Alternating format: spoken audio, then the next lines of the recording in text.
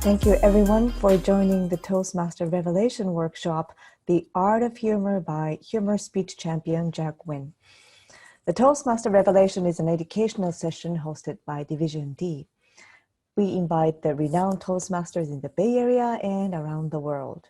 Each session highlights the most transformational moments experienced by these illustrious Toastmasters.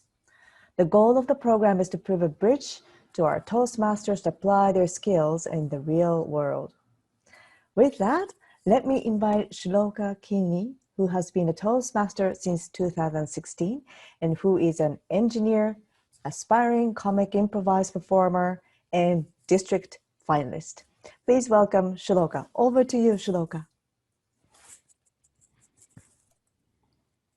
Hi, thank you so much. My name is Shloka, and just to kick things off and get a show of hands, if anybody who is attending right now can drop into the group chat what Toastmasters Club you're from, whether you're a guest, what brought you here today, that would be great, so we can get an idea of our audience and who is interested in finding their funny. And speaking of funny, let's kick things off with a little bit of humor with the world's funniest joke.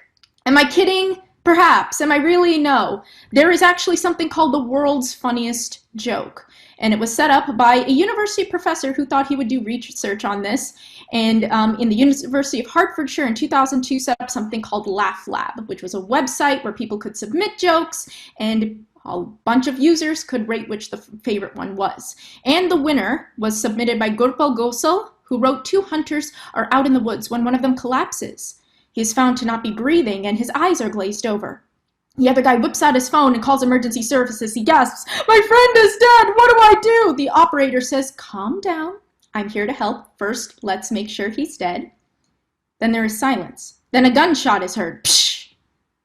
Then back on the phone, the other guy says, "Okay, now what?" You be the judge. And speaking of judging, let's get a little bit judgy about our speaker for today. Jack. Well, let's do some background checks here. Jack's dad was named after Jack. A cop once pulled Jack over for speeding, but of course, Jack let him off with a warning.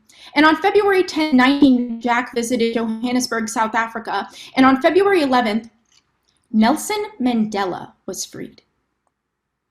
Please welcome the only man who can legally touch MC Hammer, who knows Victoria's Secret, and is the reason Waldo is still in hiding. Shh, do not bring this up with him. Please give a warm welcome for Jack Nguyen.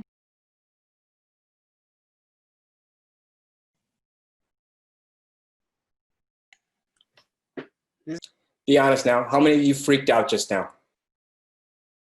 Okay. Couple things we need to, first thing, I want everybody to locate your mute button. Okay, because I want this meeting to be very high energy and I want everybody to participate. I don't want anybody to sit back and fall asleep. So on the count of three, I want everybody to unmute and say, "I." Okay? 1, 2, 3. I. Okay. I. Fantastic. I. Okay. I. Fantastic. All throughout the meeting, what I am going to do is I'm going to put my ear up like this, and I'm going to ask you a question. That means I want you to unmute and talk. Okay? Is that cool with everybody? Okay. Yes. Yes. Cool. Unmute and say I. Yay.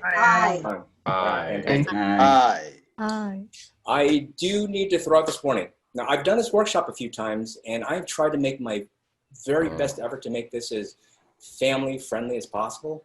But it seems that no matter how hard I try, somebody always gets a little bit upset with me because maybe I didn't use the right pronoun or they were personally offended by a joke. But I promise you, every joke that we're going to analyze today has a specific purpose. And can we agree that in 2020, there are more important things in life to get upset about other than jokes being told in a workshop? Yes. But I will say that this workshop will have a lot of bad language, like a lot of bad language. And by that, I mean improper subject-verb agreement, dangling participles, improper grammar, things like that. So keep that in mind. So what is a joke? If you look in the dictionary, a joke is a short story with a humorous conclusion. Now this definition I am not a fan of because it doesn't really tell you much. That's like saying a circle is something round. Doesn't really help. Okay, so this definition I am not a fan of. So the definition that we're going to use today is that a joke is a short story that intentionally misleads people. It is verbal misdirection. Now, if I had to show you a joke in picture form, these next two slides are going to be a visual representation of a joke. Now, looking at this picture, what do you see? It's Prince William, and apparently he's flipping somebody off. He probably got really angry because some paparazzi said something rude to him, and then he got out of his car and decided to tell somebody off. Can we agree that this is what appears to be happening in this picture? Do you agree? Say aye. Aye. Aye. Aye. Right on. Aye. Hi. Are you sure that this is what's happening? No. No. No. Oh. Obviously. So this is Prince William, Duke of Cambridge, epitome of etiquette, a gentleman's gentleman, and some of you thought that he was flipping somebody off like a common American. Shame on you. And what happened here is that this joke, this is a visual representation of the joke in that the top picture is the setup. It's where I intentionally mislead you to think something's happening, when in actuality, the punchline is what is actually happening. And the reason you fell for that was that Prince William shows the number 3 like this, whereas normal people do it like this. And if you do it like this from the side, it looks like you're flipping somebody off. And why does that work? Why did our brains think of that? Well, let's talk a little bit about science.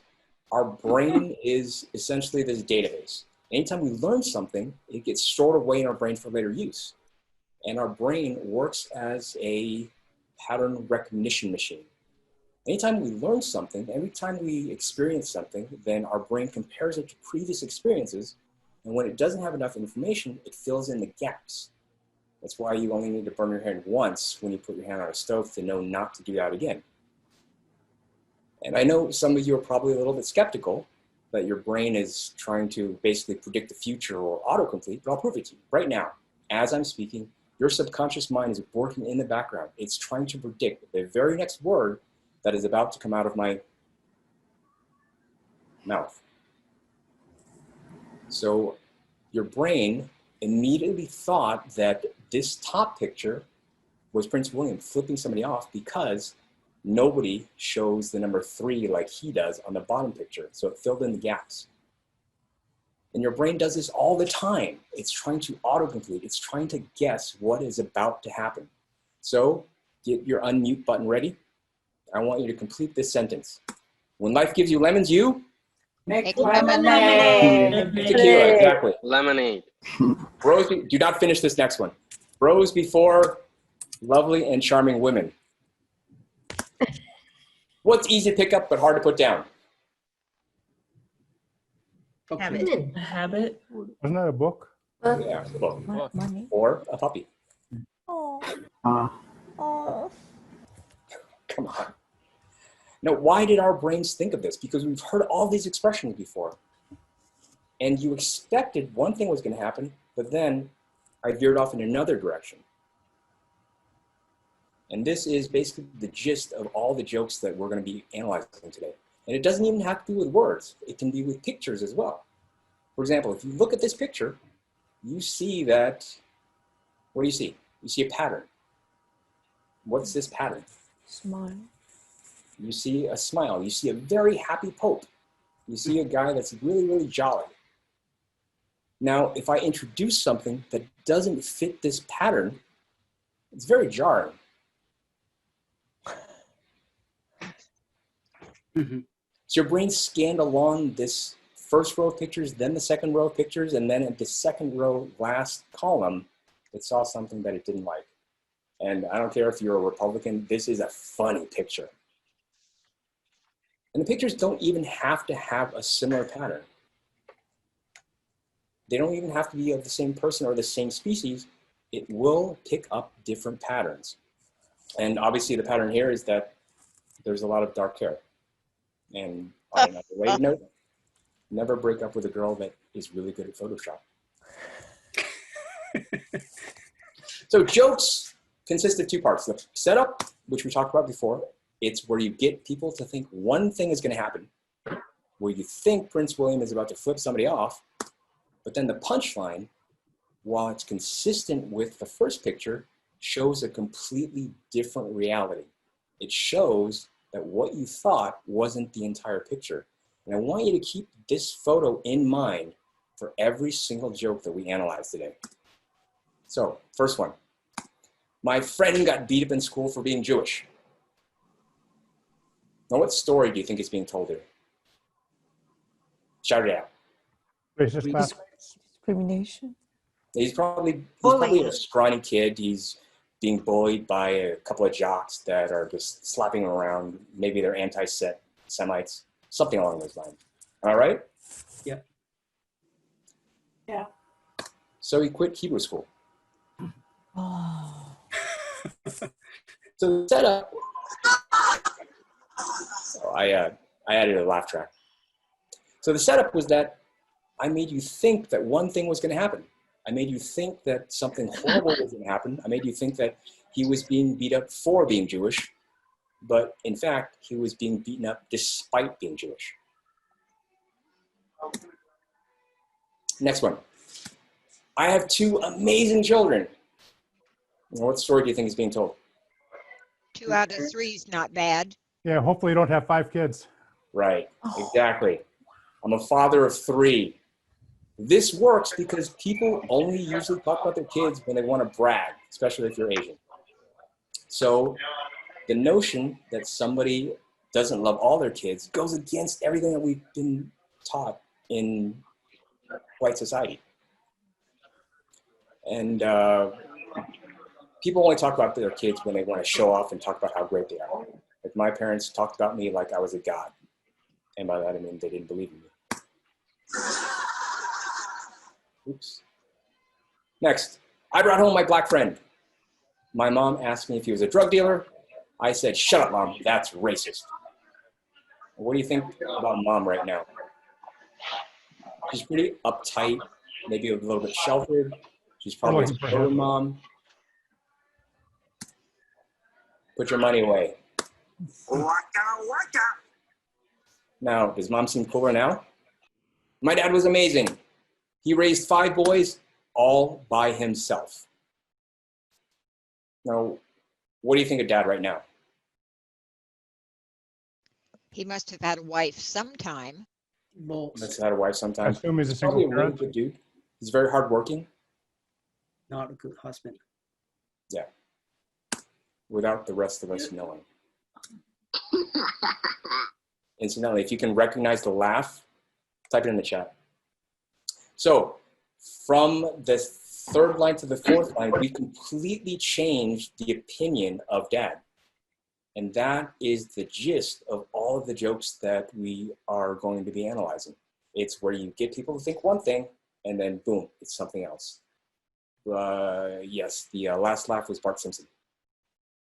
Next, I want you to guess the punchline. Okay, first off, yesterday I hit a little kid with my car. It wasn't serious. Now, when you're hearing this, a normal person would be worried about what? The kid. The kid. But comedians, they go the opposite way. The car That'll- wasn't hurt bad. That'll teach the kid not to steal my car? Yeah, something like that. It wasn't serious. Nobody saw me.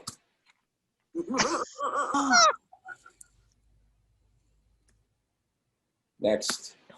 Last year, we were supposed to celebrate my mom's 60th birthday. But because of drugs, alcohol, and other terrible decisions,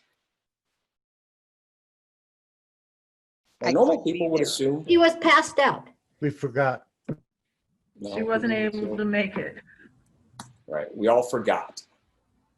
So in this case, the focus was that something terrible happened to Mom because she was on drugs, alcohol, et cetera, but we went the other way.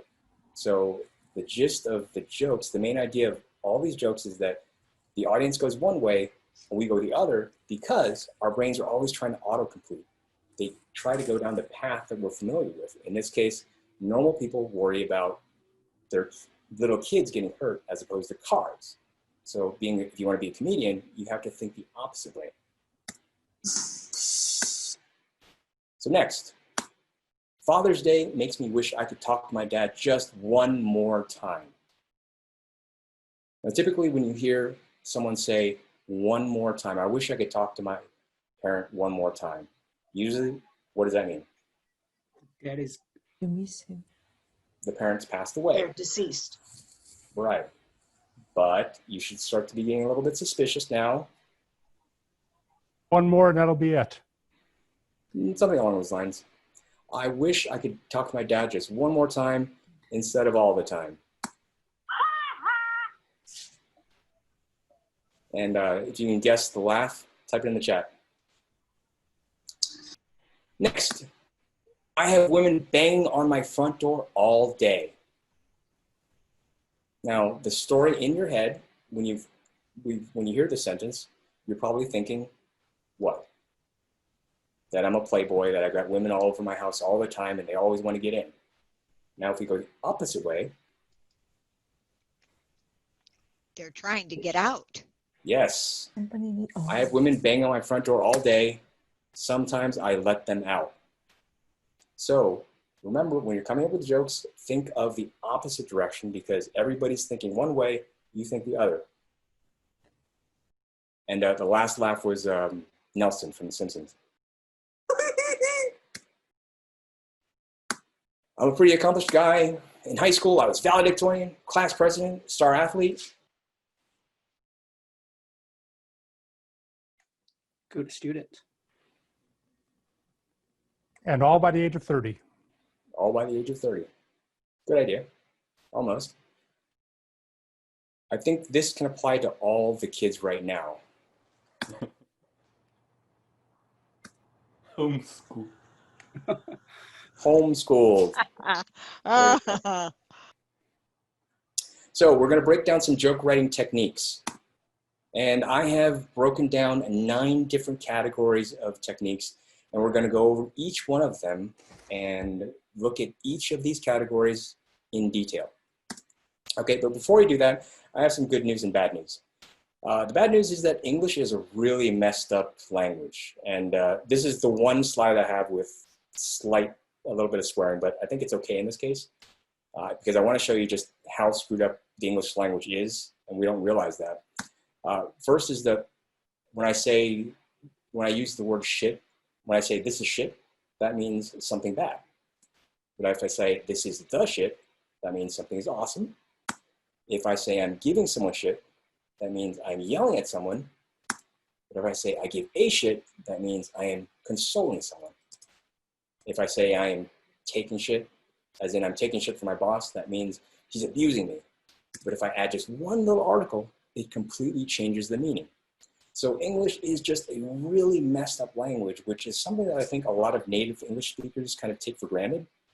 And I want to emphasize this, that if you're a non-native English speaker and you want to get really good at English, you need to study comedy because there's so many nuances in the English language that you don't pick up on unless you're a native speaker. The word shit, for example, is one of them. So that was the bad news. And another piece of bad news is that English is just, it's very imprecise. Looking at this photo, this is me with a couple of bodybuilders. I am the one in the middle. In this photo, I am 170 pounds, and the gentlemen around me are a little bit heavier. And I'm going to make one statement about this photo, and I want you to just answer yes or no if you agree with it. Okay, you ready? Ready to unmute? I eat more protein than bodybuilders. Yes or no? Do you agree? Yes. Yes. No. No. No. The answer is yes. And I can prove it to you because I have never eaten a bodybuilder. Oh, Jack. Now look at that sentence. Look at it very, very carefully. Oh, you're right. That was Maggie Simpson, by the way.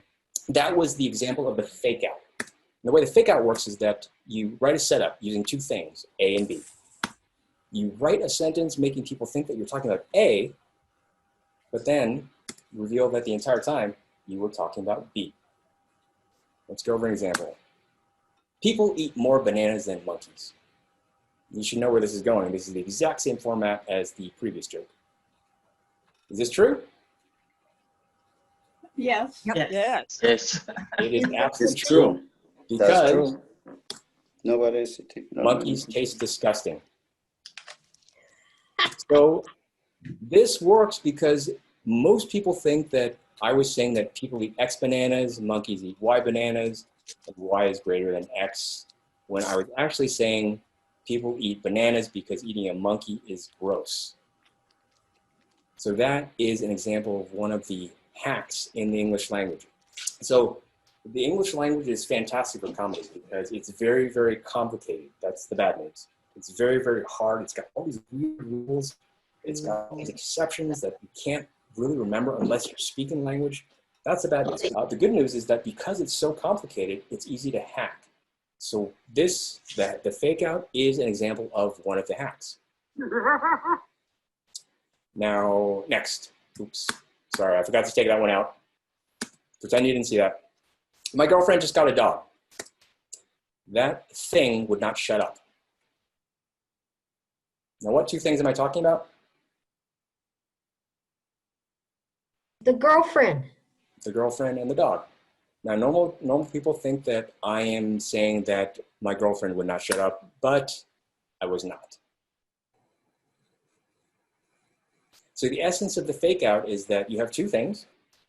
You make people think that I was talking about my girlfriend, or I was talking about the dog, but I was talking about my girlfriend. Or you make people think that I was talking about bananas when I was talking about monkeys, or vice versa.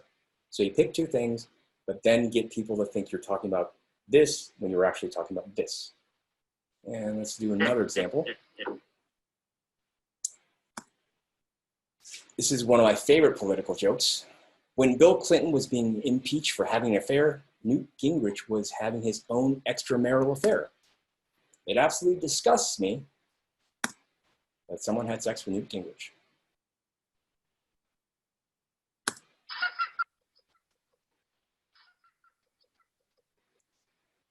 So in this case, people thought that I was being upset. I was upset about Newt Gingrich prosecuting an extramarital affair when I was actually upset about him having extramarital relations, having any relations at all. So that is the essence of the fake out. And yes, that was Elmo. Now the next category is homonyms. Homonyms are, well, a homophone is a word that is spelled differently, but sounds the same, like flour that you use in baking and a flower that you smell, deer and deer.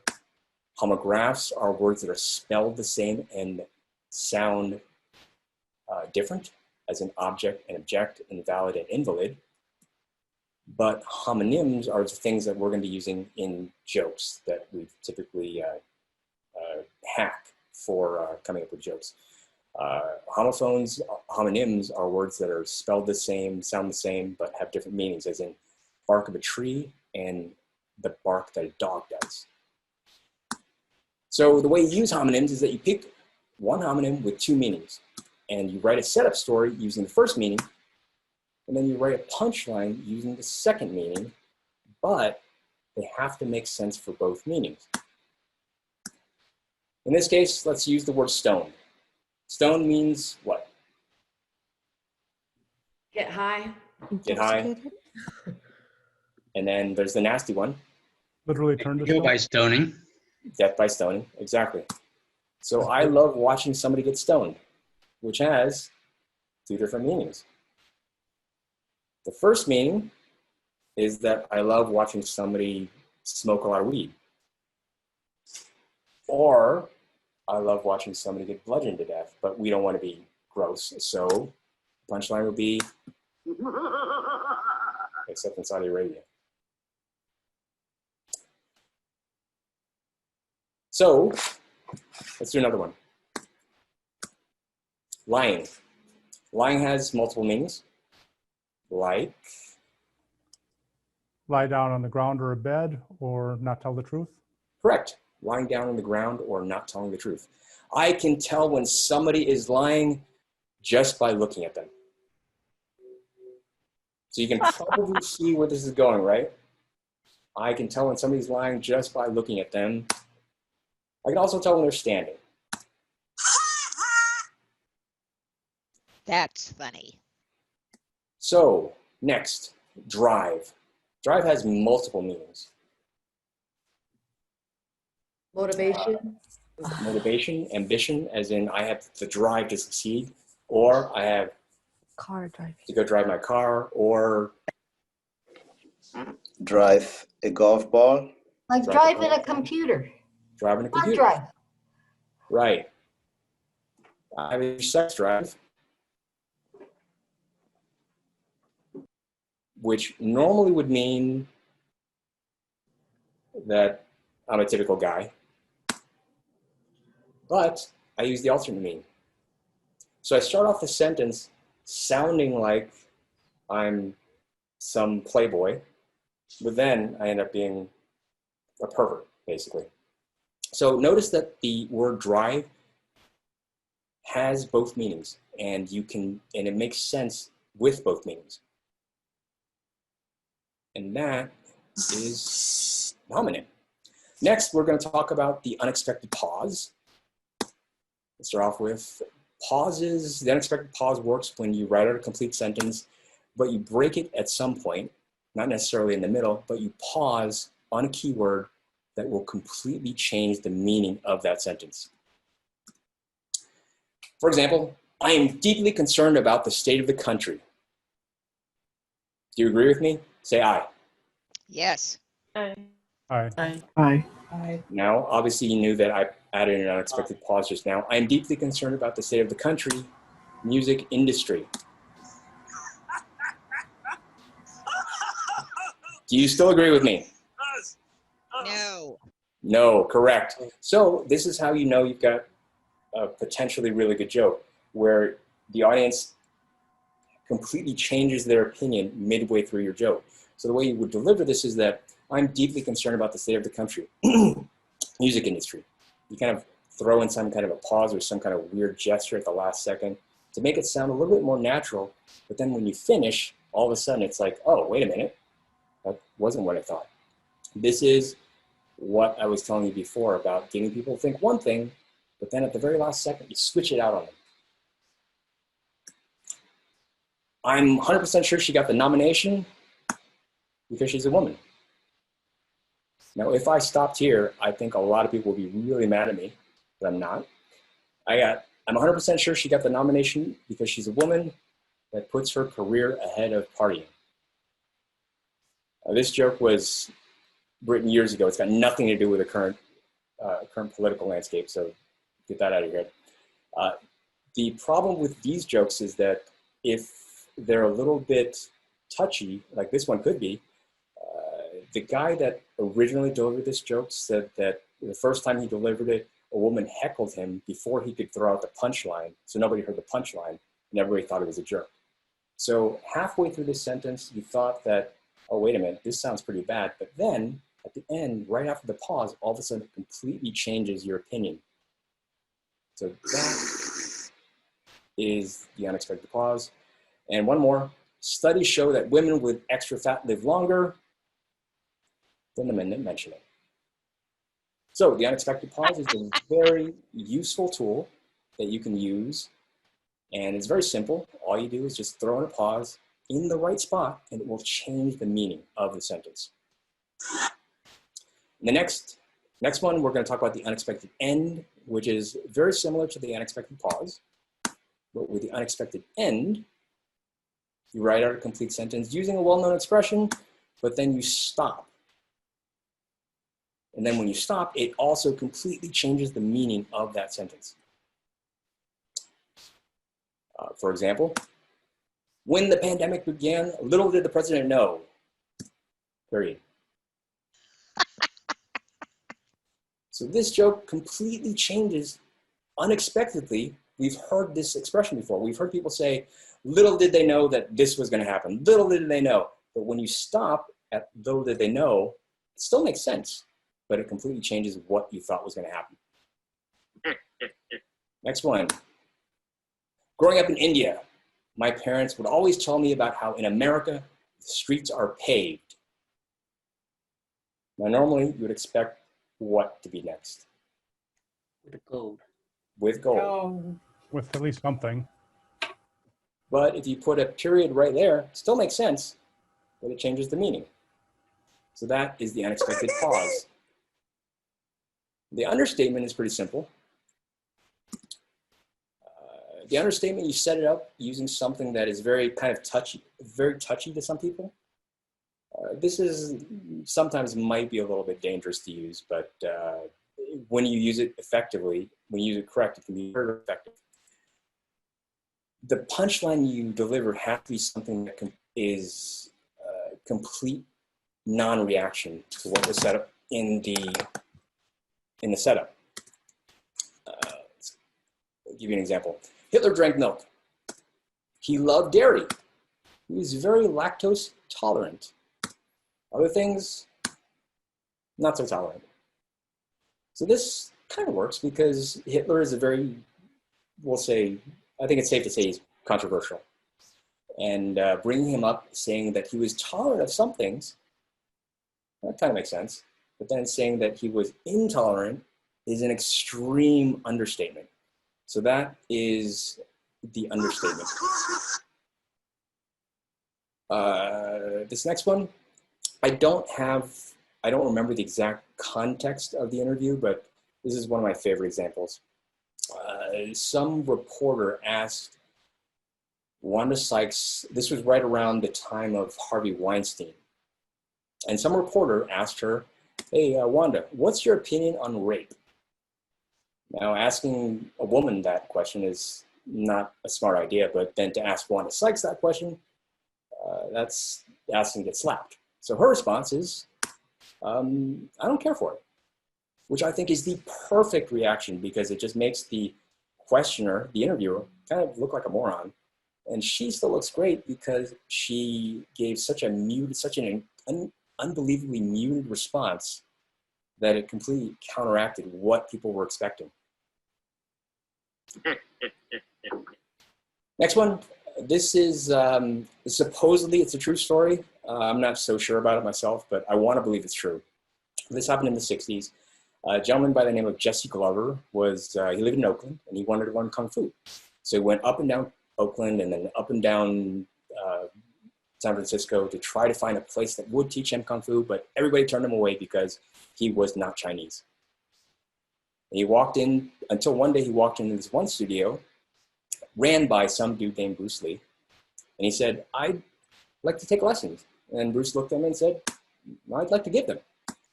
And then Jesse is like so used to people telling him, no, we don't teach non-Chinese. He asked him, well, you know, I'm not Chinese. Bruce looked at him, looked him up and down and said, yeah, I've noticed that. Which again is the perfect response. And that is the understatement. This is how you respond to some questions that are so loaded, that are so expecting one thing, but then you give them something else. Next is jokes by omission. It's where you leave something out. Now these they're okay, they're fun to use. Now you make a sentence, but then you leave out something that is expected. But these jokes are a little bit subtle. And they work really well with large crowds, but not always so well with the smaller crowds because people have to be really, really paying attention. So let's do one. My girlfriend bought a cookbook called Cheap and Easy Vegan Cooking, which is perfect for her because not only is she a vegan,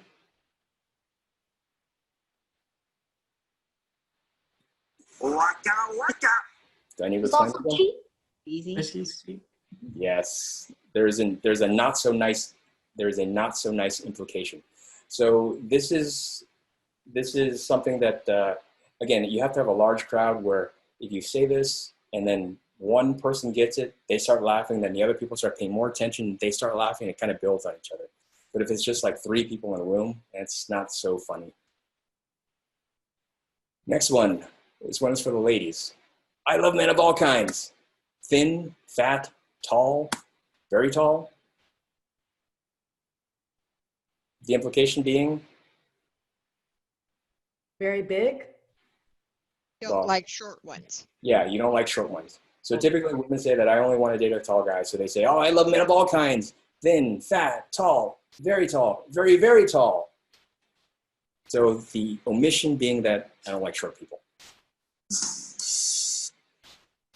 Boo. Next, I saw in the news that bad drivers will now get fined $100. I thought, that's a bit sexist. The omission being? The women. Yeah, that you think that all women are bad drivers.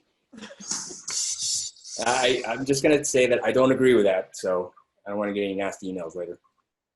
Next is the juxtaposition. And juxtaposition works where you take 2 things, words or pictures, put them next to each other, and figure out whether or not they're funny.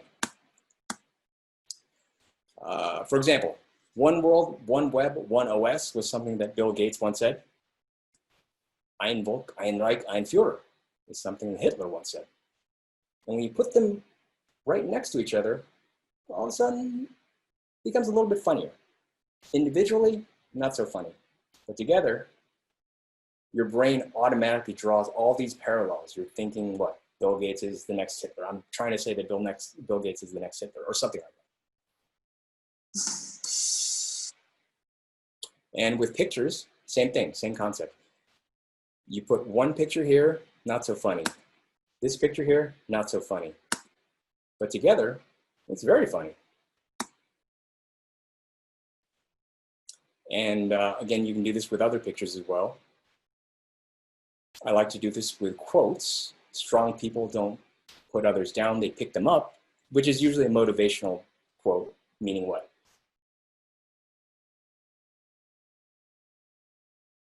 Picking them up usually meaning raising their spirits. About leadership. Inspiring them. Encouraging. Not necessarily physically picking them up. So individually, these words, the picture and the quote, not so funny. Together, pretty funny. Next one. We've heard this expression before. And obviously we are talking about the cosmological entity of the black hole. Next, we have the rule of 3, which you've heard about in Toastmasters before. And the rule of 3 is simple. You pick 2 things that are related, and you pick out something that is completely unrelated, but still fits in. And then you tie them together with a story where you talk about them in succession, but then the thing that is unexpected sticks out. So, let me tell you about a story that happened to me a couple of years ago. This actually happened, true story. So if anybody's in District 57 right now, they probably saw this happen. I was speaking at the conference, and I was the test speaker. And then after I get off stage, I meet this young lady, a very sweet young lady, and we spend the entire conference together. And then after the conference, I invite her out for dinner. And over dinner, I find out that we have so much in common. We like the same movies, we like the same TV shows, and we both like women.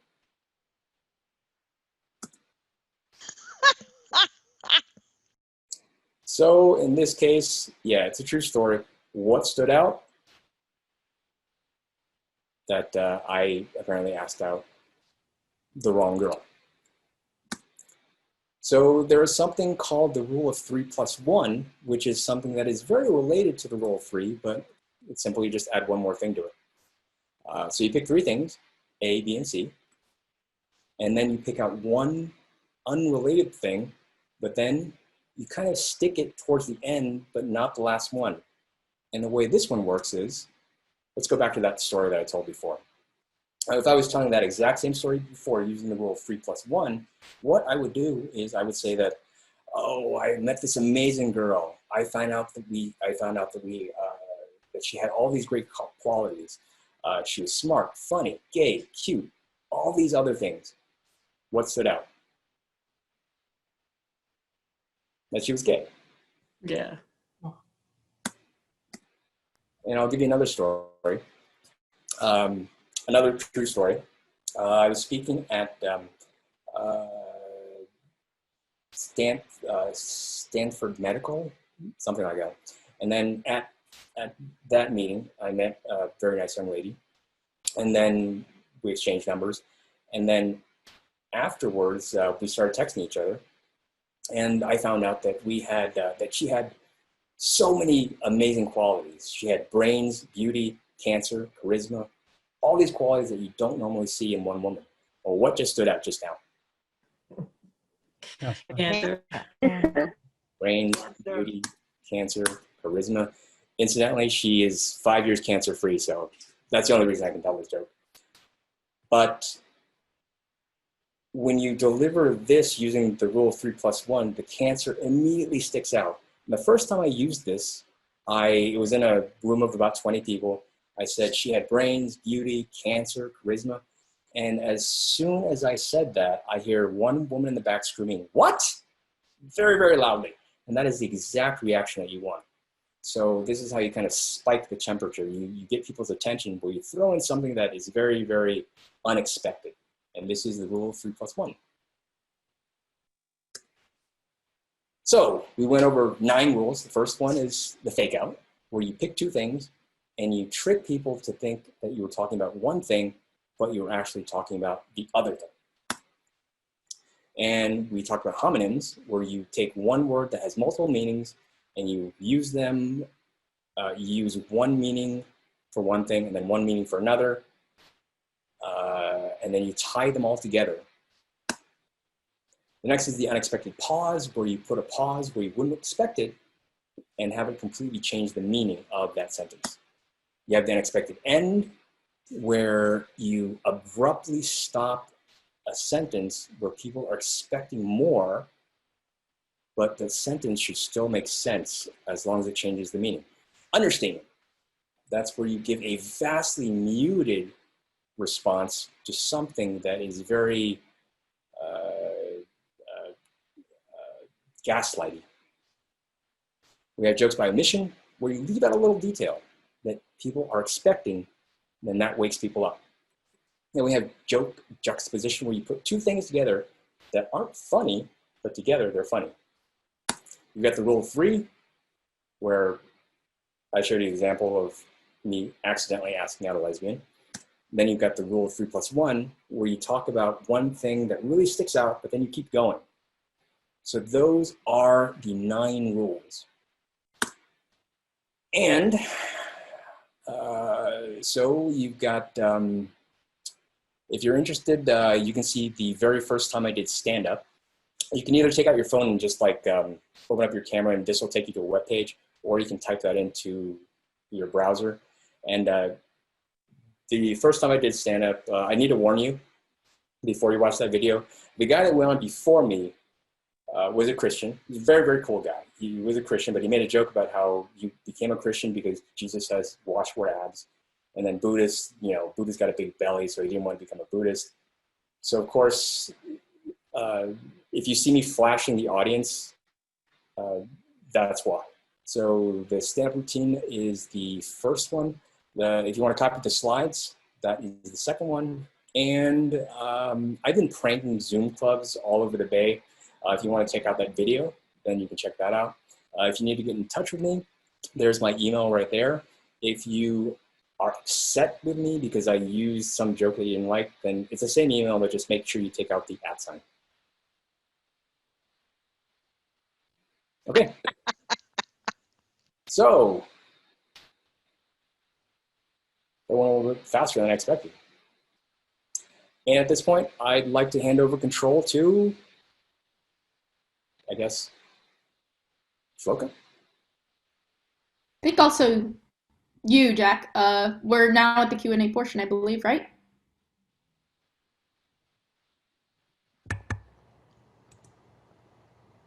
we could just say it. Can we use the chat? You can or use the chat or you can shout them out. Either works. okay, can I shout it? Okay, okay, Jack, Mr. Nguyen, how do you convert that statement of Trump, "Make America Great Again," into a joke? And another statement that I am interested in is, "Guns don't kill people, people kill people." So how do you convert those, given the rules that you just gave us? Well, first of all, I tend to stay away from political jokes Okay. as much as I can, but whenever I tell a political joke, I try to make it as very subtle as possible, because in the end, it's like no matter what joke you tell, you're going to offend 50% of the audience, which you usually don't want to do. But if I'm taking the "Make America Great Again," what I would do instead is I would change it. I would say, "Make America Smart Again." And that's the slogan I prefer. So the rule is just, usually I prefer staying away from political jokes unless it's very subtle. Jay Leno had the best advice for comics that were doing political jokes. And he said, do political jokes, but make sure you put comedy before politics. As long as the joke is really, really funny, then it's okay. He had, supposedly years back, he had a comedian go on his show, and basically he was a Democrat, and he basically ripped on, I think it was Bush, and it was more of like a lecture as opposed to a stand-up routine, which I mean, even that would turn me off as well. So Thank you. Thank you. One more thing. In your Monique story, you have those sequence of things like brain, beauty, cancer, and charisma. Why did you put cancer next to the last instead of being the last? Because she had cancer. And because no, but you should have. Was it more effective if you put it at the last?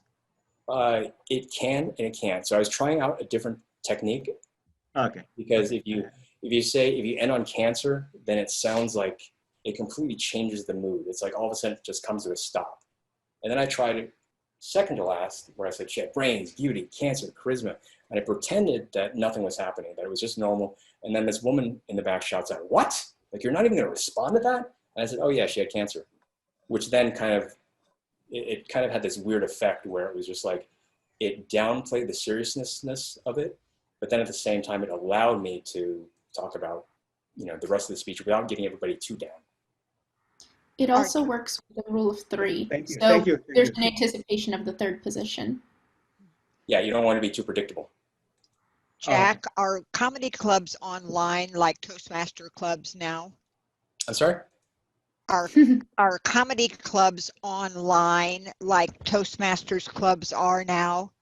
Yeah, some of them are, but I think that doing comedy online is just, it's so painful, because even the best comics, they need to have some feedback, because number one, we feed off the audience, and then more so than Toastmasters, because like comics have to have that immediate feedback, because they kind of gauge audience feedback based on the jokes that they're telling.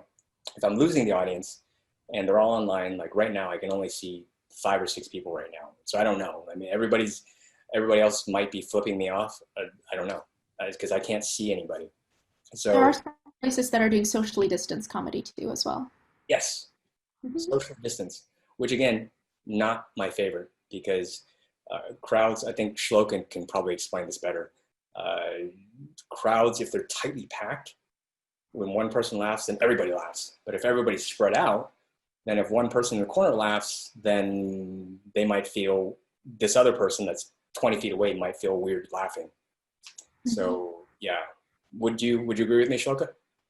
I would agree. It's very much pressure cooker like if you pack people together, then the energy is very concentrated. But when you move them far apart, then the energy is much more dissipated. But there are some people who can get around that.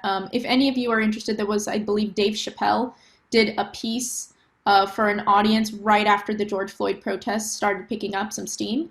And he did a half stand-up, half reactionary piece. And that was a socially distanced event.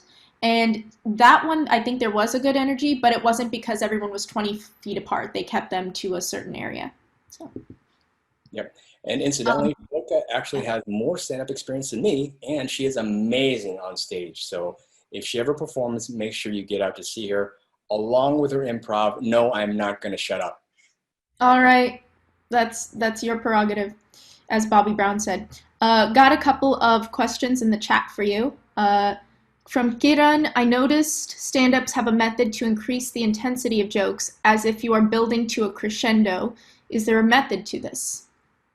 Yes, usually the rule is that the longer you go before you have a punchline, the louder the laugh should be.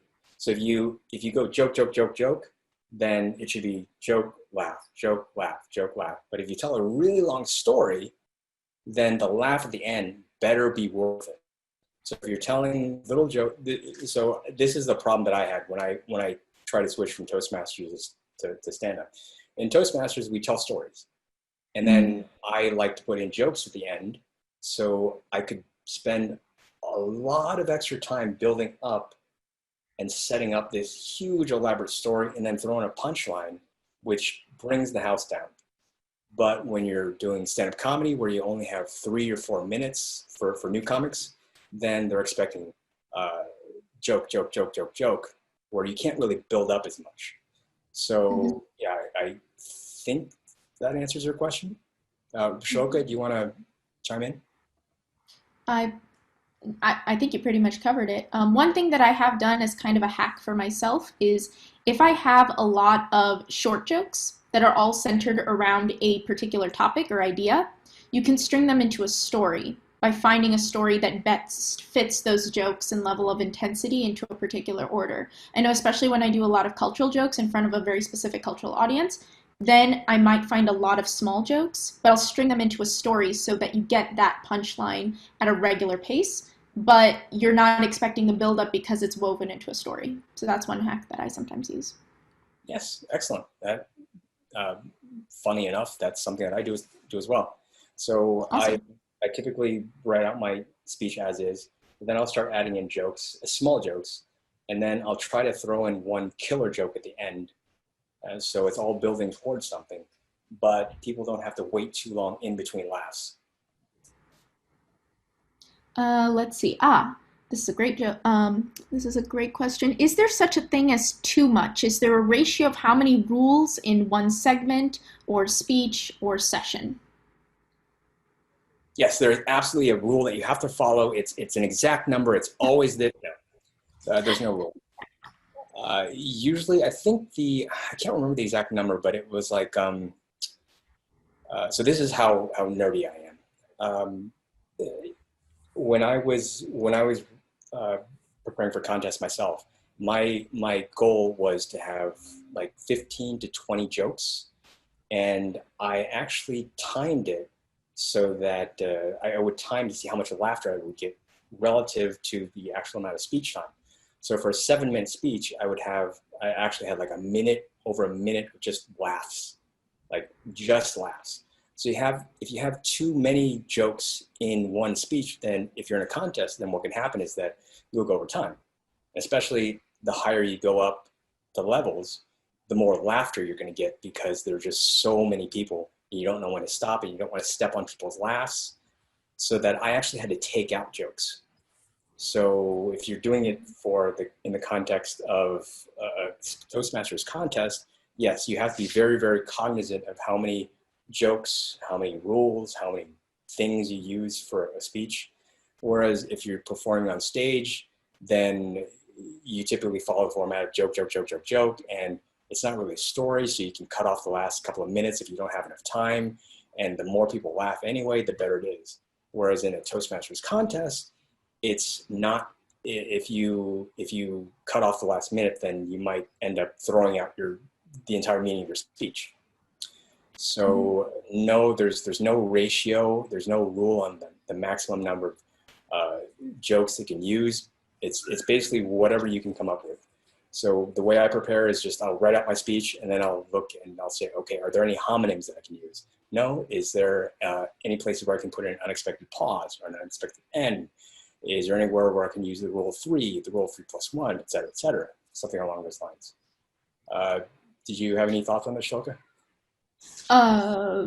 Not too much. I will say, though, that the ratio of jokes to speech in Toastmasters is a very delicate balance, one that I've personally struggled with sometimes, depending on how funny to make something versus how story or serious. So it's definitely something you have to play with, and it entirely depends upon the audience. I definitely have thoughts about this one. I'm curious to hear your thoughts, Jack. What kind of yeah? Before I just thought of something. This is actually a cool story. So I was at the District 57 Humor Speech Contest. It was the very last one. I was sitting at this table with the gentleman that would end up winning that contest, Ray. And I don't know if Ray's on here. Ray, are you on here? I guess not. So he ended up winning. So at that table, there were 4 or 5 people. This is why I love humor contest. Now in District 57, they had 10 contestants. Now of those 10 contestants, I predicted the exact order, 1, 2, and 3. Nobody at that table believed me that I was right. You know how I figured out the winner? I timed the laughter for each one of the speakers. So basically it was an exact 1-to-1 mapping. The more laughter there was, the more time of the speech, the more laughter, the more time of the speech was laughs, the higher the ranking of the contestant. So this is why I love the Humorous contest, because like you can objectively pick a winner. So anyway, sorry, off topic. Totally, yeah, it's very useful. It's very useful. Okay, so Can I ask next a couple of questions more? Maybe we can, we will have extended time after 3 p.m. Okay. Yes, and let's put in a little bit of closing, and at 3 p.m. we will continue this Q&A. Is that all right? Yes. Okay. Okay, over to you. Thank you, Shloka, and over to you, Gavin. Okay, thank you, Shloka, for being the Toastmaster, the kind of moderator today.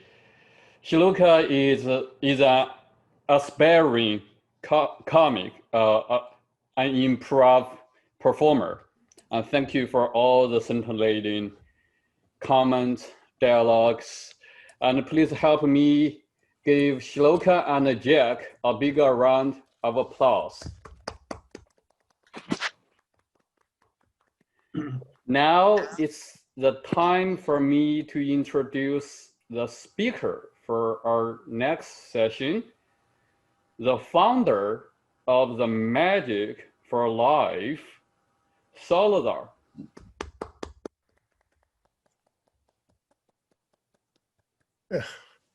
Thank you, Gavin. I wasn't expecting that quite that way. But Gavin asked me to just give you a little intro about what I'll be talking about on November 7th. And it certainly won't be all of that great information that Jack did. I'm going to stay away from all of his humor and leave it to him. But in Toastmasters, we learn to prepare and present speeches. We learn techniques to catch the audience's attention.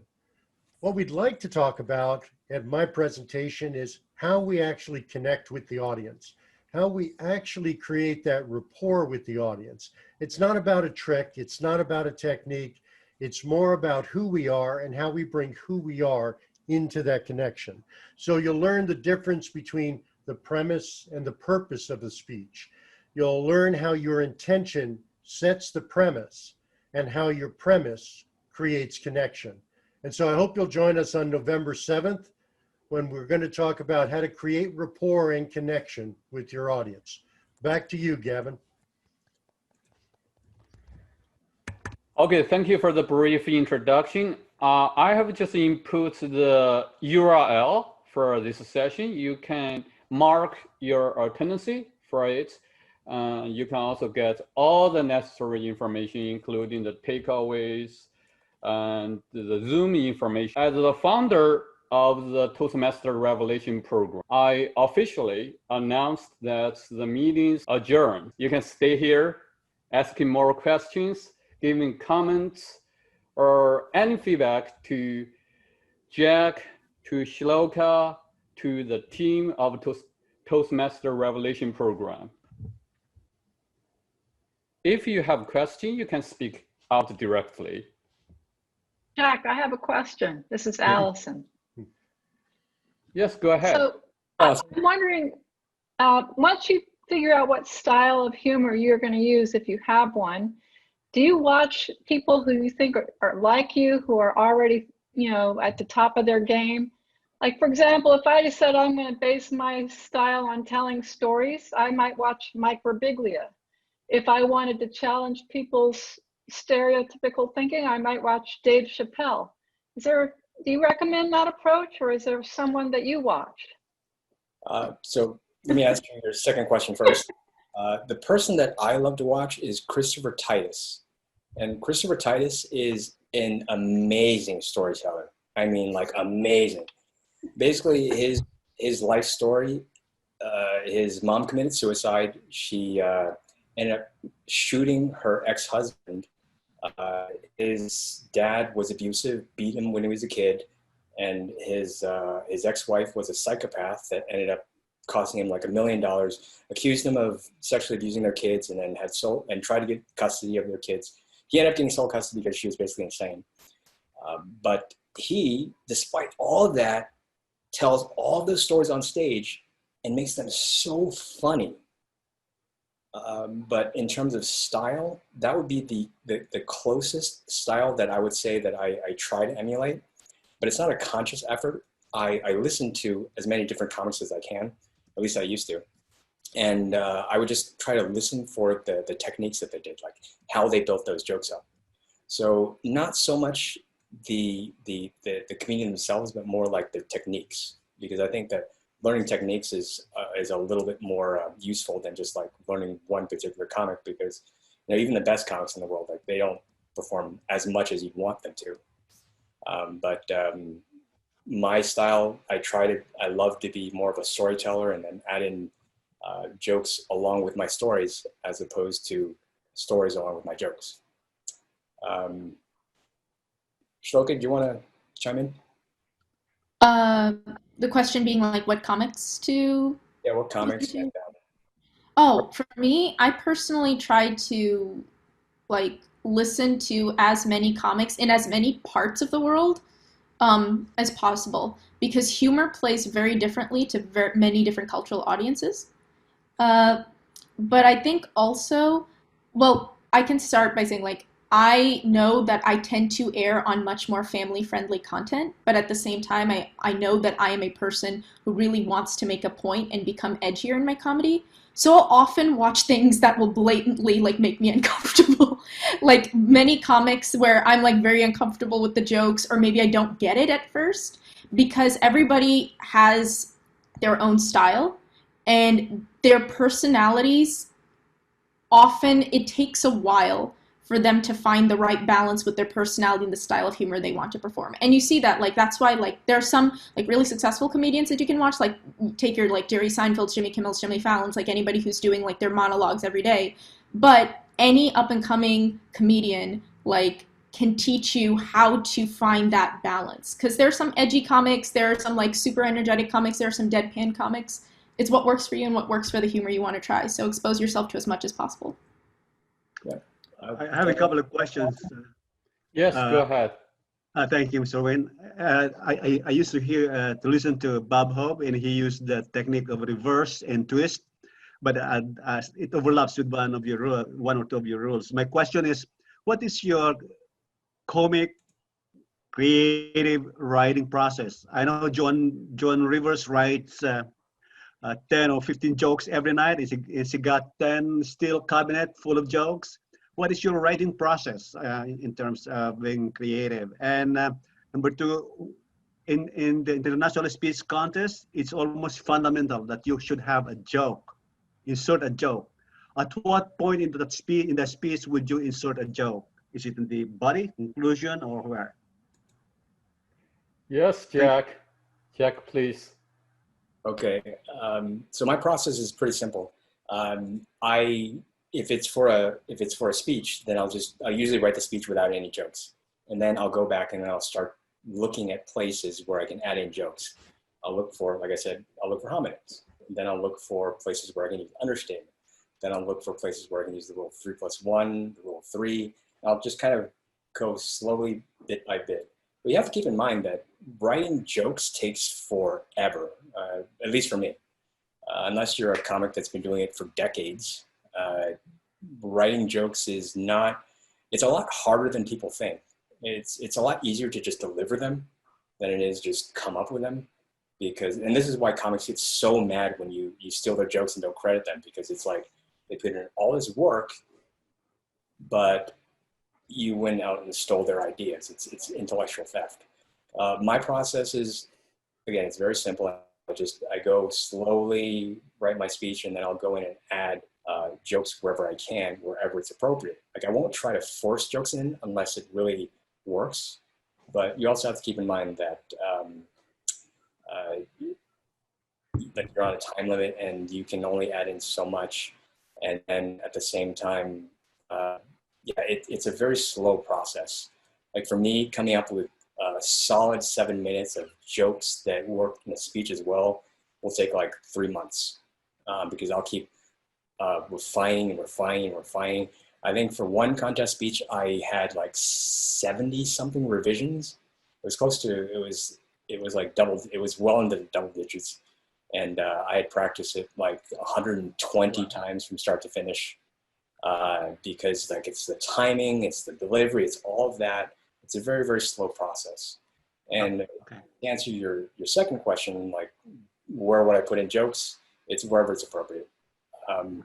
Some people say that you need to get in a joke in the first 20 seconds, otherwise you lose the audience. But you know, I don't always believe that. If you can, then great. If you can't, then don't. Just wherever it makes the speech sound more natural. Okay, thank you, sir. Thank you very much. No, that's it. That's it. Thank you. Okay, Shiloka, do you have any comments for the question? For adding humor. Yeah. Oh, for writing. So the thing is, my process for writing humor, I think, is very different from Jack's, because I would say like training, or like what I'm trying to get better at, is unplanned humor, which is why I also do improv along with stand-up. And so my process for writing jokes is, it's two-part. So the first is, if I ever hear anything funny, or someone says something funny, or a funny thought occurs to me, I have this little recorder here, my phone. My notes file is insane, with just like one line, one joke, one idea, like, and it's like completely mad. Like there are sometimes days where I look at it and I'm like, I don't even know why I wrote that. I don't know what that makes that funny. Sometimes they're full jokes, sometimes they're not. But I have this like running list, right? And then when I have a particular gig or an audience for a place, I start from a place of, okay, that audience that I'm going to be walking in towards, like, what would resonate with them? Who's going to be in that room most likely? And I start from there and start like back building from that idea. Like, what would resonate with this audience? What wouldn't play for this audience? What would play for this audience? And then I've got this like little repository of all these funny ideas and start building them up. Like a great example of this was, I went on if you can believe this, I actually left the country at the beginning of this year, went on a trip with my family to India, and there were so many random cultural things I was not previously aware of that I just found absolutely hilarious. So I just started taking all these notes, and by the end of it, I had irritated my parents thoroughly with how much I kept pulling out my phone. And I also had like at least 50 different ideas of jokes for like different cultural audiences within India that I could now pull from if I ever have to give a presentation for one of those groups. So I kind of start with notes, start with just finding funny things in my life, and then work my way backwards. Okay, awesome, awesome. Everything just derives from your real life and experience. Okay, any other questions or comments? Karen, are you here? I noticed you were a humorous speech contestant. Do you have any question relating to your competition? Yeah, I don't have questions. I agree with Jack in that, you know, every audience is different. So I got disqualified because I kept too many jokes. I didn't realize that, you know, when you're in front of a big audience, you will wait for them to finish their laughter, and that didn't happen to me during my rehearsal. So I think that's a good takeaway for me. You know, you need to keep practicing. It's unbelievable that he practiced for 120 times. I guess that's all I have to do. So thanks a lot. Okay, thank you, Kieran. Sheet 127 times for my last contest. Wow, okay. I'll try next time. So Jack, for yes, those that have Rena. never done stand-up, if you could give 3 things of advice for somebody that wants to try it, what would those 3 things be? Sorry, is that? Sure.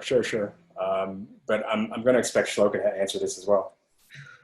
So 3 things off the top of my head are: number 1, have friends that are willing to push you onto the train tracks. Rain is laughing because she and I and a couple of other people went out to Feathers, and we kind of basically forced her to do it. And this worked just because there were people there that were supporting and cheering you. If you want to do stand-up, I'd recommend just getting in touch with other people that are interested as well, because it really helps just to have people there, not just to support you, but physically there, because they don't have any places to put your wallet, your jacket, your keys. So if you're there by yourself and you have stuff that you need protected from being stolen, especially if you have a camera or something recording yourself, then you need people there that are going to watch your back. Number 2, find places that are, we'll say, newbie friendly. The place in the video, if you watch the video that where I performed stand-up for the first time, that is at the Purple Onion, and it was a graduating class of stand-up comedy. So the audience was they were nice. They were basically very, very nice. I wouldn't recommend going to a place like I don't want to say. There's just some other places that are very unpleasant. There was one place I went somewhere. I won't say where, but it was clear that they were there to cheer for one particular person and make it uncomfortable for everybody else. But that was just the nature of that club. It was the style that they had. So number 1, pick some really good friends that support you. Number 2, find the place that you can practice at without getting too flustered. Rooster Teeth Feathers on Wednesdays, they were having open mic night. I've done that a couple of times. Shloka's done that. She's got a lot more experience than I do on that. And then maybe the 3rd rule would be just, don't give up. I'd recommend everybody in Toastmasters to try to, it doesn't have to be stand-up, but just speak outside of Toastmasters as well. Because we forget that, in Toastmasters, we're kind of sheltered because everybody's kind of expected to behave a certain way. Like nobody's going to get up and boo you. At least you hope not. But at the same time, you want to have that experience in different environments, because it is so different speaking outside of Toastmasters than within. And I truly believe that the best public speakers in the world are stand-up comics, because they are literally being judged every 10 seconds. If you don't make them laugh, the audience will let you know, especially since they're being paid for it. So let me see, does Shloka have any? Do you have a take on this? Yes, before that, Shloka, for instance, I'm kind of a dull person, and it's very hard for me to sense the humor from the conversation of my friends or other people. And even this is my situation. If I wanted to do the comedy, what do you suggest based on the question from Marina?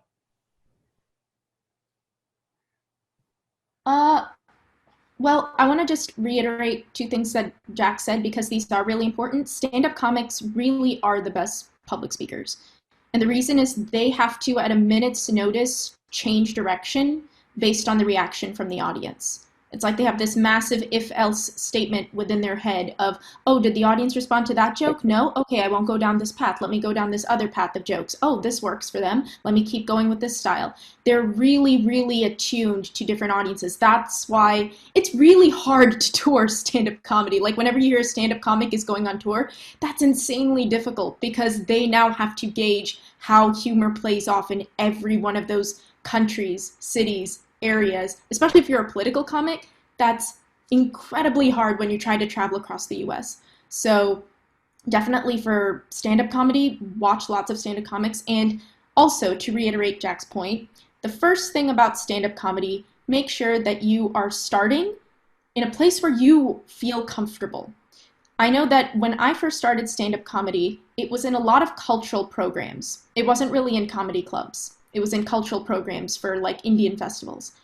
And I know I was terrified to do comedy at a normal comedy club because they usually start their open mics at like 11 p.m. or 2 in the morning.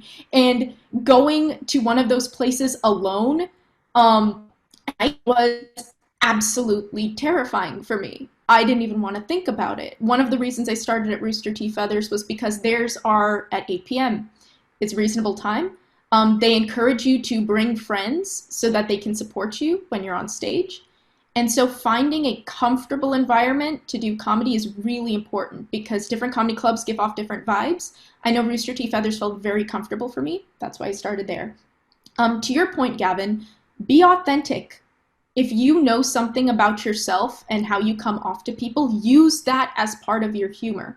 A great example of this is I am very over the top. I am very, very high energy, and that puts off some people. I make that part of my comedy. Whatever you might think is a weakness, you can use that as part of self-deprecation all the time. So be authentic. You have to be comfortable with yourself on stage for everyone else to feel comfortable with you being like funny. And this is something I struggle with sometimes. Start with what you personally find funny. I know that when I first started doing comedy and I'm like, oh, I'm going to start at comedy clubs, I thought I had to be really edgy. I thought I had to be like really out there, out of the box, wacky, zany. Like I tried really hard to be funny and didn't really like tell jokes that I personally found funny, just what I thought would work for everybody else. Start with what you find funny. Because if you find it funny, then it'll be more comfortable for you to deliver it. So if it's something within your own life and someone else's life, something that you find funny, that will make you more comfortable on stage and authentic than trying to be something you're not. Okay, thank you, Shloka. Real quick, I just thought of something. Yes, Shloka, Jack. you mentioned before that comics have to be able to switch on a dime. And I remember this one story where I was at Tommy T's in East Bay. And I met this young lady backstage and we were just chatting. I was trying to figure out her process. And the audience was horrible. Like they were not laughing at anybody's jokes except their friend. So what that lady did was she told me that she had this set. One set for a very conservative audience, one set for a more diverse audience, and another set for like a mixed audience. So she had all these jokes that she would just like switch, just like Sloka said, she would just switch from really offensive jokes to really mild jokes, or from mild jokes to really offensive jokes, and vice versa, depending on the audience. And that's a skill that I think that we as Toastmasters, we need to work on, because we don't have that, the repetition and the practice and, dealing with unfriendly audiences. So just wanted to add that in. Okay, thank you. Thank you, Jack. There's a question from Harry. I'm new for all this, but how is the industry for stand-up comedy nowadays during the pandemic? It's pretty awful for them because, if clubs aren't meeting, then they're not making money. But a lot of stand-up comics are used to being poor. Let's just say I'm not quitting my day job anytime soon. For me, I'm thankful that comedy is only a hobby and not my profession. So, but I do think it's important to just, support stand-up comedy wherever you can. If you don't go to comedy clubs regularly, you should, because you will learn so much about how to manage audiences just from watching other comics. And I mean, if I get half as good as some of the comics that I see on stage someday, then I mean, I'll be very, very happy. I mean, I'm just thankful that none of those top level comics have ever bothered to compete in the international speech contest, because I have no doubt that they would just blow everybody away. Okay, thank you, Jack.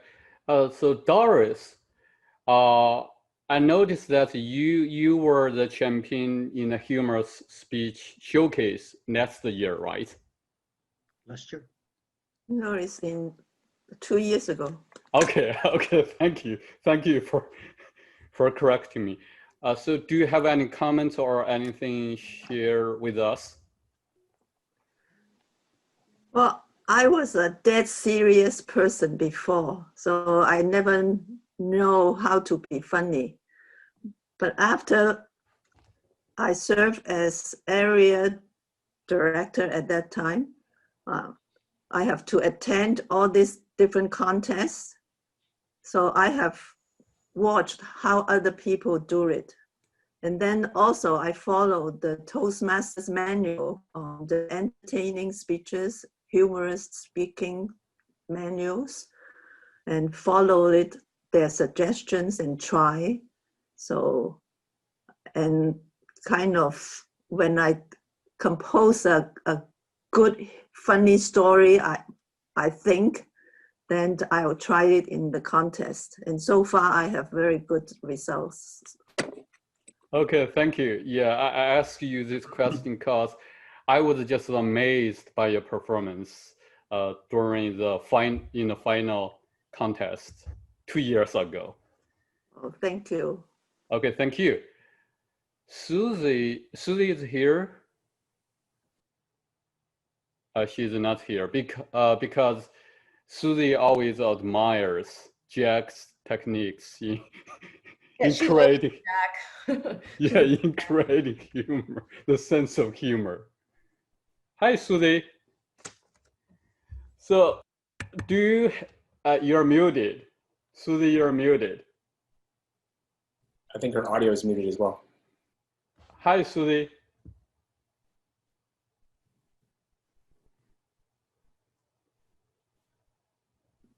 You're still muted. Oh, awesome. I didn't know you were talking to me. Okay. Okay, since as far as I know, you admires Jack's talent in creating humor. So do you have any comments or question asking Jack relating to this workshop? I don't really have questions. Jack, I really admire what you do and appreciate you. And even though you talk about what a bad boy you are, I think you've got a heart of gold, and that, you know, and so thank you. Yeah, I hope most people realize that the scumball routine is only an act. Okay, thank you. Any other questions or comments? Satish, do you have any comments or questions?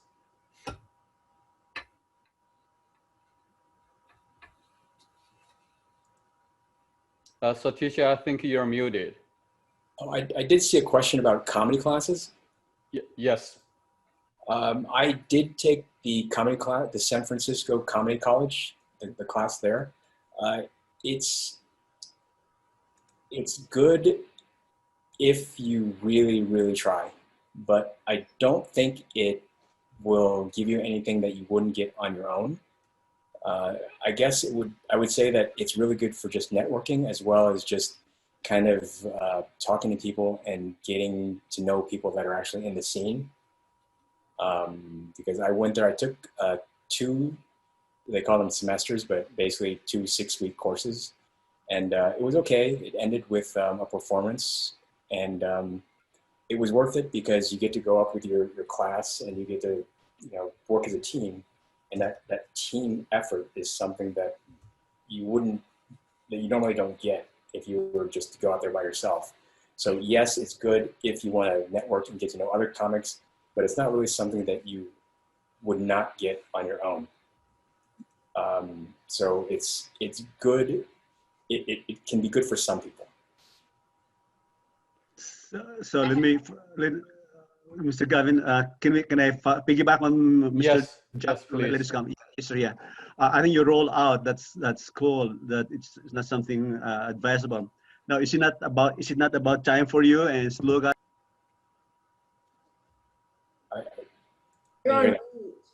Sorry. Is it not about time that you and Sloka will put up your own Institute of Comedy that is better than the one you just mentioned? I told Patricia Frepp about this, and I think she's putting up an Institute of Public Speaking. And maybe it's time, given your background, your talent and skill with Sloka, maybe something, everybody loves comedy. Corporate world, your technical world, academic world, they need comedy. So respond to that as Elon Musk said, respond to what is needed. Thank you. So short answer to your question? Yes, sir, yeah. The answer is no. The reason why is that I don't think people realize how hard comedy is. It looks easy. It's one of those things that just looks so easy, but it is not. It's like, watching the UFC. People watch it and they think, oh, they're just punching and kicking. How hard can that be? But until you've actually done it and had people like punch you in the face, trying to choke you, it is so hard. And the same thing with stand-up comedy. There's so many things that you don't realize. Like Shloka was saying, that you might have to go out at 11 o'clock at night. And if you're a woman, that's a little bit scarier. So you need to get a group together, and getting a group together is kind of hard. But the hardest thing is just getting the actual stage time. So I kind of cheat and try to do that at Toastmasters, where I practice jokes in Toastmasters. But then, Toastmasters is filled with a lot of, we'll say, more traditional people. So you can't get away with the same jokes that you would in a comedy club. Mm-hmm. Jack, what advice would you give? Because there's so many different types of style of humor, like what works for somebody might not work for somebody else. So what advice would you give for somebody that is trying to find what style would best work for them? How would they determine that? Is it just practice, asking people? What do you think? Yeah, so for me, it was a pretty dramatic switch, because I joined Toastmasters, and like my second speech was about the number pi, like 3.14159. My third speech was about neuroscience. My fourth speech was about like epidemiology. And then like I noticed people were just falling asleep. So somebody suggested, hey, Jack, why don't you add in some jokes? So then I started adding in some jokes, and then I realized, oh, this is useful. People loved it. So then I started obsessively studying comics, and then I kind of slowly added jokes, and then I got a better reaction, and then I kind of built off of that. So then I kind of started developing my own voice, and my style is more of like a storytelling with a lot of jokes. And that only developed kind of organically from like my own experiences by adding in jokes where I needed it. So it wasn't like I went out and tried to emulate a particular comic. It was more that I had my own style in speaking already, and I was just trying to blend that with a lot of comics. So like my advice to people that are just starting out is just start out small, give your speech, and then try adding in a couple of jokes, because just saying that sounds easy, but until you do it, until you have given a speech that you think is so hilarious that is going to make people roll on the floor laughing and then have them just stare at you, until you learn how to deal with that, you don't really realize how difficult comedy is. Did you have anything to add, Shloka? Well, I would say that part of the difficulty of giving comedy classes is that there's an expectation that, oh, you come here, you'll be funny. And it's not that easy. You could go through an entire comedy course and you might not end up funny, because you have to put in work. And a lot of that work isn't something that can be taught. It's a lot of trial and error. For myself, I'll be honest, I'm still trying to figure out what my stage persona is for stand-up. I try out a lot of different things. There are some routines that I do which are completely deadpan, very serious. There are some that I'll do that are high energy. One thing that I've started doing only recently was I've done a couple of musical stand-up comedy routines where I'll like get up on stage with my guitar and half my jokes are in song because I was like, okay, if Weird Al can do it, how hard can it be? And it ebbs and flows. Sometimes some things work, some things don't. And I think the hardest thing to tell people is this is not something you can just learn from reading or studying. The best way to learn is by doing. You can't figure out, oh, what should my persona be just by doing a lot of introspection and reflection and essay writing in your room. You've got to go up on stage and see what works for people. And this is how you figure out, okay, maybe they don't like this joke for me. Maybe they like this joke for somebody else. Maybe there's a different style of humor I can do. Maybe there is something that really works for me that I can lean into. And that you can only do by trial and error. So if you're looking for your persona, what works for you, literally I could tell you a bunch of tips, but the best thing is you're gonna have to go up on stage, give speeches, and see what works. I met a comic that said that sometimes like he would just go out there and intentionally try to bomb. Now that takes a lot of guts. Like I consider myself to be pretty brave, but I don't have the courage to do that. Just to go out there and intentionally try to just make people not laugh. And I've done that on accident, but never intentionally.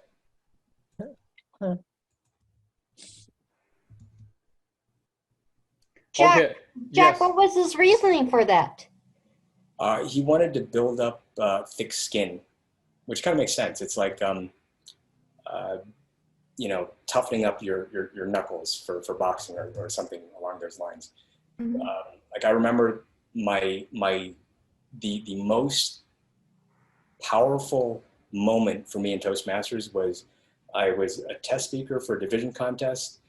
I was recommended to do that by Catherine Pratt, who was on the call. She's muted, by the way. But I love Kat because of this, it really changed me. I gave a speech that I thought was funny, but then halfway through, I just like blanked out completely for probably about 10 seconds. It was very obvious, but this was for an evaluation contest where not only did I bomb for 10 seconds, but I had to sit through 30 minutes of people talking about why I bombed. So that sucked. And after that experience, though, it was amazing because nothing scared me. Like, I did not care after that point. It was just like, do your worst. There is nothing you can do that is going to make me feel worse than that. So that is the rationale behind bombing, because once you've felt that a couple of times, at some point, some comics say, I'm nowhere near there, but at some point, comics will just get to a point where they just don't care anymore if you don't laugh. So something along those lines.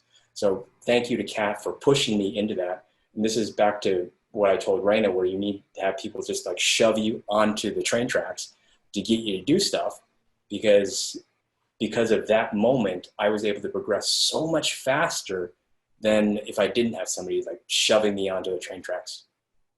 Yeah, they pushed me onto oncoming traffic for sure. That was, yeah. And then we drove back over you as well. Pretty much. Okay, Jack, I have a question.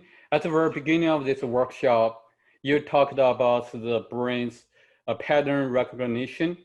Do you have some recommendations, books or courses? Because this year, I have been working on GRE intensely because of my program, as my PhD program. It's not about the test, because my program is about NLP, natural language processing in AI.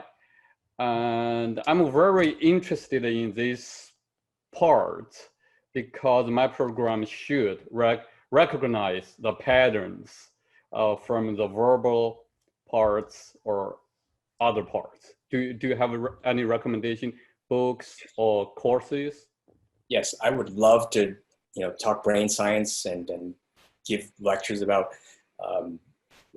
neural patterns and image recognition if I actually understood any of it. But I would recommend listening to a guy named Jeff Hawkins. He was the founder of Palm. And he gave his one lecture, it was a TED Talk, and it was about the brain. And he talked about how brain science is just so limited and nobody's really made any progress on it. Because with computers, we've always had the Turing model where there's a CPU, here's input, output, and then that model was the basis of all of modern computing. And because of that, we've been able to make all these advancements, but the brain doesn't have such a model. For a long time, we still really don't understand how the brain works until somebody came along and said, well, the brain's just a pattern recognition machine, which doesn't sound obvious until you think about it. But then when you think about it, it's like, oh, because when you see little kids learning languages, how do they learn? They learn by copying people. They don't say, oh, should the subject go before the verb? Do I have proper subject-verb agreement? No, they just copy people. They just mimic them. And that's because their brains are just trying to predict what would happen based on what they already know. So just search for Jeff Hawkins TED Talk. And I have another name for you. Oh, go ahead. Finish with that. I'm done. Another name for you, Heather Knight. Knight, Knight. She was someone I followed research for maybe like 5-6 years ago. She's a social roboticist. And so her research is all about teaching robots how to do stand-up comedy. So she has a robot that she programs with natural language processing and jokes, and she tries to teach robots humor through pattern recognition. So if you're interested in the research like natural language processing, comedy, stand-up, Heather Knight, that's basically all of her research. Okay, thank you, Shiloka. This is really, really beneficial for me, both for, Speaking of natural language processing, I don't know if you can hear this, but hey, Samuel. Hey, Samuel. Roast me. Roses are red. Violets are blue. If you don't like my movies, what the fuck is wrong with you? Did you guys hear that? Sort of. Okay. It was Samuel L. Jackson saying something mean. And that's from the Alexa app. So just natural language processing there. Okay. Can you repeat what Samuel said for people who didn't hear it? Roses are red, violets are blue. If you don't like my movies, then something's wrong with you. Can I ask another one though? Is it, Mr. Jack or Sloa, is it safer to do a self-deprecating joke instead of going outside? I remember one of your speeches, Jack, about your mother. I think you're referring to her as, I don't know if stagger mom or as a very strict mom. And I mean, would you limit your joke safe in a better perspective to yourself or to your family instead of going outside? So if you watch my stand-up video that I linked in the slides, I basically make fun of every redneck on the planet. So the answer is no, I don't just limit it to myself. But with different audiences, I try to be very careful. In comedy clubs, you can pretty much talk about anything, unless it's at a college where it seems like you can't get away with anything. Similarly with Toastmasters, you have to be really, really careful with what you say. So you kind of have to base it on the audience. So with a Toastmasters audience, I try to be more self-deprecating. And with stand-up comedy, I can let loose a little bit more. What did you do after your first mistake or your joke bombed out? Were you discouraged, or were you in a psychological state of mind that you would not comedy is not for you or something? I think I've just dealt with so much rejection in my life that I'm just kind of immune to it right now. Oh, okay. Bombing is the best thing. It's the best gift you could ever get. Bombing on stage or rejection, because then you develop that thick skin. Thank you. Good advice. Thank you. Yeah, most Toastmasters are missing that. We're missing the dealing with people that are angry at you. Mm-hmm. I will say that kind of to Jack's point, self-deprecation is always the safest. It's always the safest whenever you're going in front of an audience in terms of offense, because if you offend yourself, you can get mad except you, right? So it's always the safest that I've noticed, but it's good to experiment and see what works. Because some just do self-deprecating, some do a mix. Okay, that's great. So any other questions? We still have 30 participants. Yes, Jack. I think there's one more question. Do you watch yourself on video a lot? Yes, I do. But I watch it I try to watch it without the audio, and then I try to watch it with audio because there are different reasons for that. I noticed, like, I've taped every single speech that I've ever given, and when you watch yourself from icebreaker to stand up on stage, it's like such a world of difference, especially for me. I was like a complete robot. And then after watching myself on video, and then I realized, okay, I need to practice more natural motions. But you don't get that unless you watch yourself on video. And then when I listen to myself, when I listen to the audio, I remember somebody saying that I use the word "and" a lot in my speeches. I'll say something, and this, and this, and this. And then I didn't realize it. But then I watched myself on video. I'm like, well, I actually got really angry. I'm like, who said this? What person said this? I'm perfect. I don't know what you're talking about. Then I watched myself on video. I'm like, oh yeah, damn. I do say that a lot. So yes, watch yourself on video. Yeah, that's also a way for me to discover some traits, because I'm kind of focused too intensely on my work. And when I just look into the video recordings, I can find a lot of kind of funny things. Gavin, I think I've seen a couple of things that are kind of impromptu that you didn't know you were funny at, and you don't realize that everybody's actually laughing, maybe because it's like you say something and it's kind of misinterpreted, but that's like, I think, your humor. You don't intentionally, try to be funny, but then you can make people laugh. I don't know how to explain it. Shloka, do you know what I'm talking about? Because you've seen a couple of his. No, I know. I mean, there are two kinds of humor, and that's why the arts of improv and stand-up are both still in existence today. There's planned humor, where you write a set of jokes, or you've got a set of jokes in your arsenal that you deliver, and you've planned every motion, every action, how you're going to do it. And then there's improv, where they give you a bunch of rules, but they're basically like, have at it. And it might be funny, it might not be funny. And there's unplanned and planned humor. So if you have unplanned humor already built into you, that's a huge win, because then that means you can do things on stage that other people who need to plan and practice a lot, like, you get that for free. So that's a great starting point. Okay, thank you. Shloka's too humble to say this, but I've seen her do improv on stage, and she blew everybody away. She's a bear. Okay, so is there any opportunity for us, for the audience, to join the online comedy from you, Jack, or Shloka this year? Do we have any opportunity, or do you have any recommendation for online comedy? Yes, Jack. Okay. Shloka, yes. Jack, did you have anything? I can't remember. I bookmarked something in my Facebook about some upcoming comedy shows. I wanted to check it out because I wanted to give it a chance before just blowing it off. But comedy over Zoom, it doesn't seem to work for me as well, because, well, I mean, the only good thing that can come out of that is that you get thicker skin. Yeah. Learning how to deliver jokes without the feedback of laughter. Yeah. But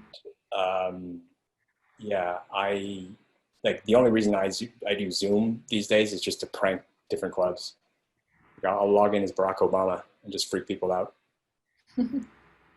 Hi, this is Lorraine. There is a improv Toastmaster club on Monday nights, 7 to 8. They have a regular Toastmaster meeting, and then from 8 to 9, they'll do improv. So if anyone wants to work on their improv, look it up on d101.org. That's Elaine Lung's, one of her clubs. Yes, I've been to that club. That is an awesome club, so everyone needs to check that out. I agree. I've been as a guest and it's a lot of fun. Elaine does a really great job at leading that club. So. One thing I'll also say is Comedy Sports is a improv comedy organization in the area. And I believe they're doing their one-on-one classes for their new season starting next year. So registration is open currently. So if you're interested in that, it's Comedy Sports in San Jose, and they're doing like all their new classes over Zoom.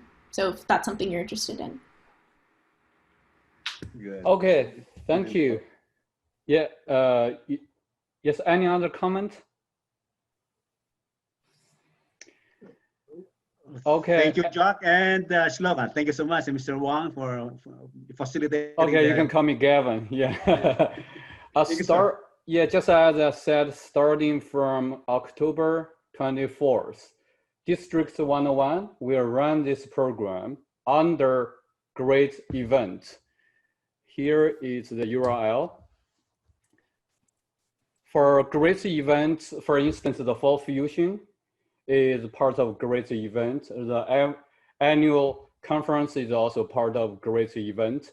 And we'll meet at the same time, 2 p.m. to 3 p.m. Maybe we'll reduce the frequency, but the structure is the same. Also, the Zoom information is the same. And we'll have more channels for publicity and more chances for exposure. And I really appreciate all the contributions from all the team members, from Jack, from Shloka, from Rena,